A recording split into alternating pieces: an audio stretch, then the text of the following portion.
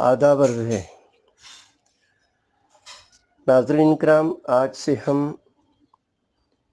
उर्दू सीखने का एक नया सिलसिला शुरू कर रहे हैं। बहुत आसान और बहुत सहल। हमने इसको 2 हिस्सों में तक़सीम किया है। अव्वल उर्दू, दुअम अंग्रेज़ी। अगर आप उर्दू नहीं जानते हैं तो अंग्रेज़ी के हवाले से आप उर्दू सीख सकते हैं। देखिए, इसमें लिखा हुआ है उर्दू सीखें, और इसी तरह अंग्रेज़ी में भी लिखा हुआ है कि उर्दू सीखें। सबक नंबर 1, हुरूफ़ हिज्जा या हुरूफ़ तहज्जी।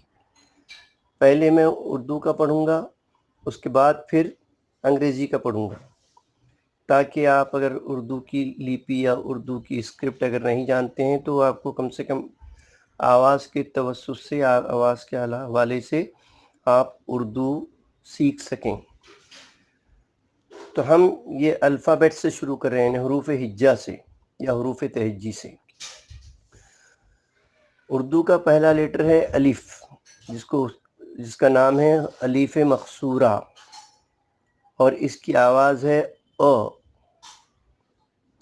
इसका दूसरा हुर्फ है अलीफ़ मद, जिसको अलीफ़ ममदूदा कहते हैं, ये उसका नाम है।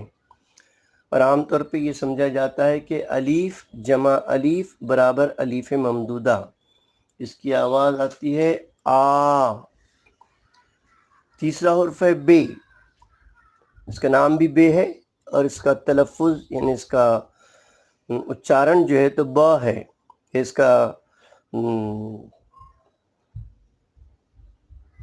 क्या कहते हैं उसको, देखिए कि इसका प्रोनाउंसिएशन जो है तो ब है। इसके आगे का हुर्फ है पे। इसका नाम भी पे है, इसकी आवाज़ है प। अगला हुर्फ है हमारे पास में ते। इसका नाम ते है और इसकी आवाज़ है त। अगला हुर्फ है टे। इसका नाम भी टे ही है, इसकी आवाज़ है ट। उसके बाद है स।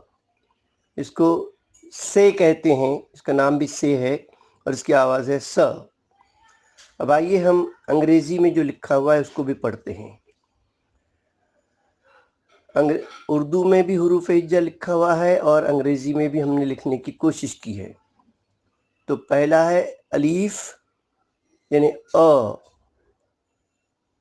फिर अलीफ़ ममदूदा यानी a plus a is equal to uh.